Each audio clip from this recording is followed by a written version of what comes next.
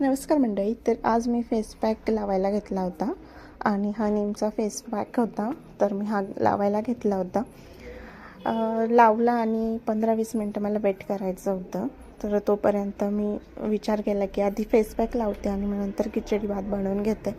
आणि मग खिचडी भात वगैरे बनवला, कारण आज जेवायला आम्ही दोघीच होतो आणि मम्मी पप्पांना तर उपवास होता नवरात्रीचा, त्यामुळे खिचडी भात बनवला. आणि दुसऱ्या दिवशी श्रद्धाला घेऊन गेले होते देवीचं दर्शन घेण्यासाठी, कारण कालच्या ब्लॉगमध्ये तुम्ही पाहिलं आम्ही दर्शनाला गेलो होतो. म्हणजे श्रद्धा शाळेत होती, त्यामुळे तिला येता नव्हतं आलं. त्यामुळे मग तिचं चाललं होतं की दीदी मला जायचं. तर मग तिला घेऊन आज गेले होते देवीला. मग तिकडे मस्तपैकी दर्शन घेतलं आणि मुख्यदर्शनच आम्ही घेतलं होतं. आणि कारण इतका वेळ थांबायला वेळ नव्हता, गर्दी पण होती बरीचशी, तर खूप वेळ झाला असता. त्यामुळे मुखदर्शन घेतलं आणि त्यानंतर घरी यायला निघालो. आणि गेल्यावर काही खाणार नाही असं पण होणार नाही, तर भरपूर काही खाल्लं होतं.